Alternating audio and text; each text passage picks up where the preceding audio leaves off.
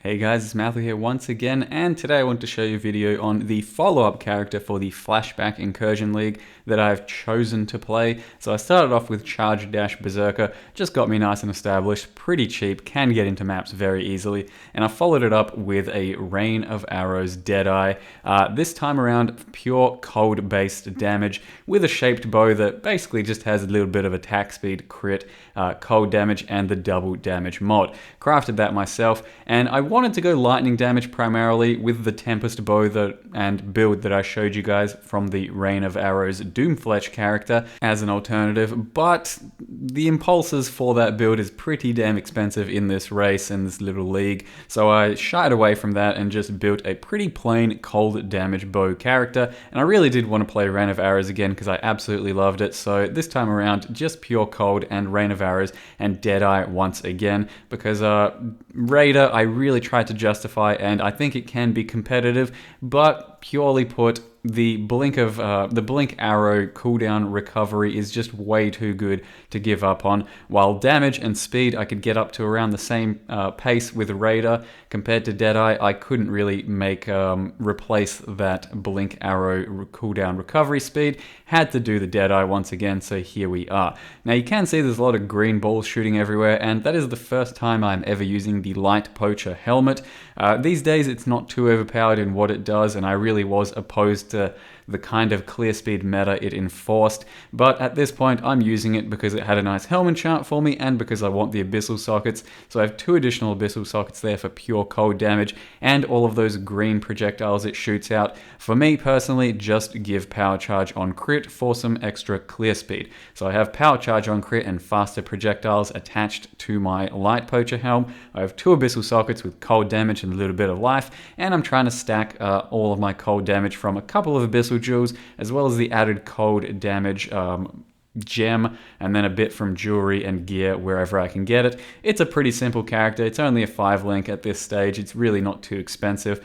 Nothing too special compared to the Doomfletch Rain of Arrows, and it has at this point cleared up to Red Elder, gone up to tier 13, 14 maps, but I built it primarily to go just a little bit faster for the league, for the race, so I could at least try and get to 95 just a bit more efficiently than I otherwise would, with characters that can take on all of the endgame, as well as mapping, and maybe not map quite as fast as a character like this. So the main differences are that I'm not using Loreweave, I don't have a helm enchant for Rain of Arrows, I'm not currently using a 6 link, my bow is not too easy to get, but it is a very basic roll of what you can get for a bow like this.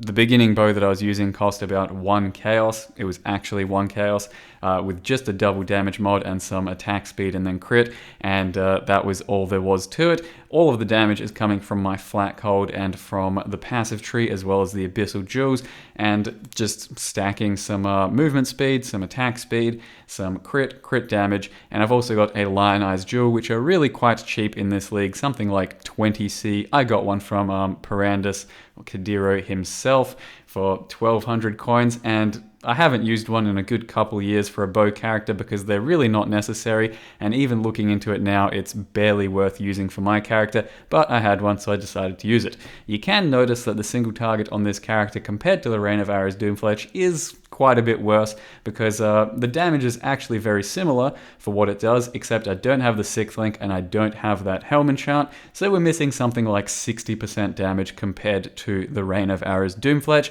Though this character should be a lot easier to build and scale, it currently does just a little bit less single target damage in the end game, and one thing I definitely noticed on this character this time around is you absolutely need Conk Effect in your Rain of Arrows for the single target, and maybe even some clear. So if you feel like you're not doing enough damage and you feel like some targets are definitely living a bit too long and a lot of your arrows are missing, you should probably be mapping and single targeting with Conk Effect or Concentrated Effect in your links, because that ensures that more of your arrows will be hitting the target, especially if it's a smaller target.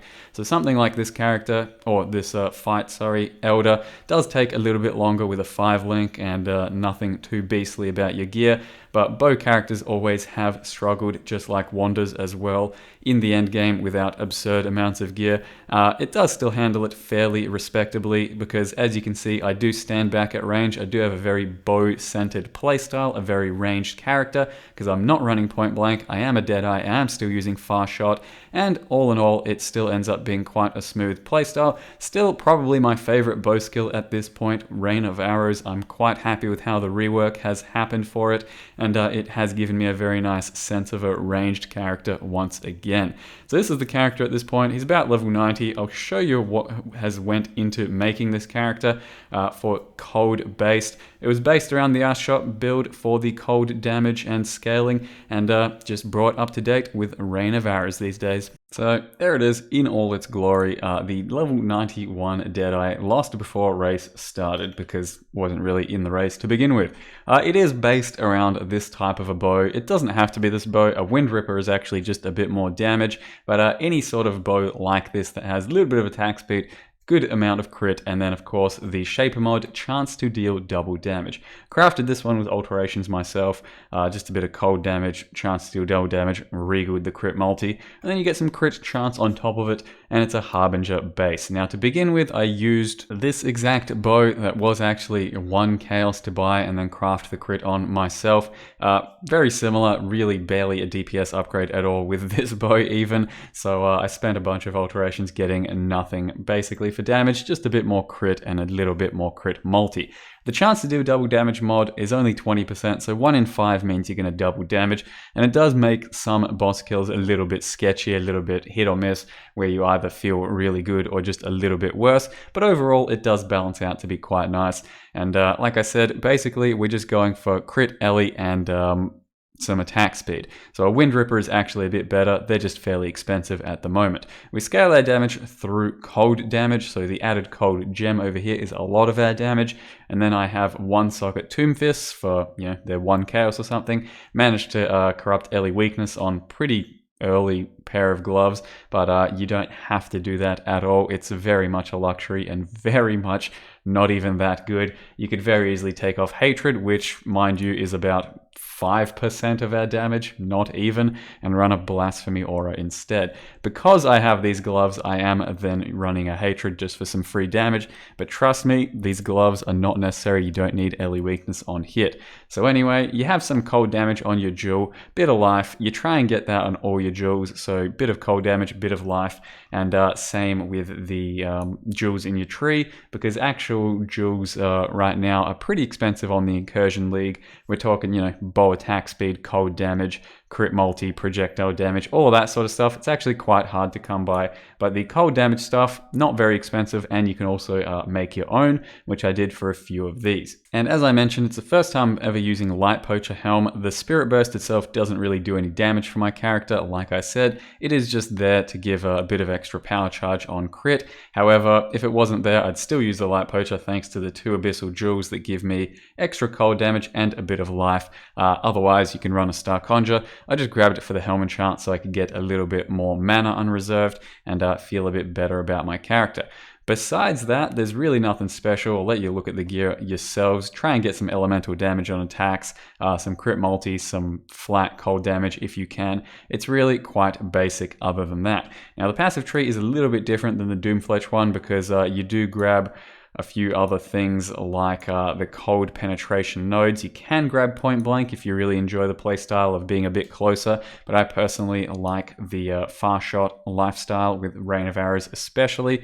I think I do grab this, which I'm not sure I do in Doomfletch, and of course I took Lionized Fall so that you can convert the claw nodes into bow nodes. Now it's definitely a luxury and definitely not even something you really need to do. It's barely better, and it can in some cases even not be better because it does take a lot more points to do this, to take all of this and then this, but it does then save you the leech nodes down here, which is 4 points, and gives you a bit more crit and a bit more multi that would otherwise be a little bit hard to get. Besides that, if you can't get one of those, just grab the leech nodes, grab maybe a jewel socket with a bit of extra damage. You can still grab plenty of other damage nodes throughout the tree, including these couple here, but not at all essential, just if the stuff is cheap enough. Now, besides that, as well as that, Wise Oak, try and get just Cold as your highest one for penetration. So Cold, 78 over here. And if you can't get a Wise Oak because it's a bit expensive, Atziri Flask is almost the exact same damage. And then we also have a Silver and a Diamond. The current 5 link for the build is Rain of Arrows with the Vile Rain of Arrows, because you do use it quite profusely during bosses. Mirage Archer, Conk Effect, Added Cold, and Ellie damage with attacks. Now, I didn't use Conk Effect, and I instead used Hypothermia, something like that, for most of the game. It's only the past couple of levels that I've swapped to Conk Effect when I felt my damage could be a bit higher in the end game maps, and especially single target. So once you get to that stage, chuck in Conk Effect, because Rain of Arrows at a default has a huge radius. If you chuck in Conk Effect, it still has a very large radius and still clears very nicely. It's just a little bit less, and it does help you in your single target and pack clearing. So keep your eye on that yourself and see what you like. But Conk Effect, I'd probably recommend it for just about all content, not even strictly endgame. Your 6th link is then Hypothermia on top of that. You can run crit strikes if you have a very weak bow for crit strikes. For example, if you're running a Tempest and going the Lightning version, so you can do something like that. The chest, just pure life and Temple chest, getting a bit of resists, and it's got the Aerial's Fostering skin. I did originally use an Aerial's Fostering. As a Deadeye, it's not that great because you do get lots of attack movement speed already, you do get lots of accuracy, so I did use it for a while, but overall I really needed a bit of extra life for my chest, so that's why I did that. Can't get one of these, Belly of the Beast, basically the exact same thing. So that's basically the character.